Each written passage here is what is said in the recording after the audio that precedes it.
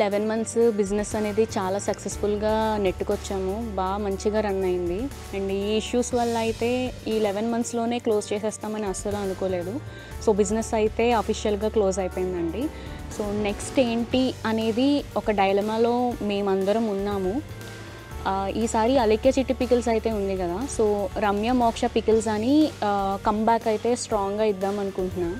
కాకపోతే ఇదివరకు ఉన్న సపోర్ట్ ఇప్పుడు ఉంటుందా లేదా అనేది నాకు అర్థం కావట్లేదు. ఖచ్చితంగా ఎక్కడో ఒక పాజిటివ్ వైబ్ అండి. మా ఎగ్జిస్టింగ్ కస్టమర్స్ కానీ, ఇంకా మా రిలేటివ్స్, ఫ్యామిలీ, ఫ్రెండ్స్ అందరూ ఇంకా ఇన్స్టాలో మెసేజెస్ కూడా నేను చూస్తున్నాను ఈ మధ్యన, కామెంట్స్ కూడా.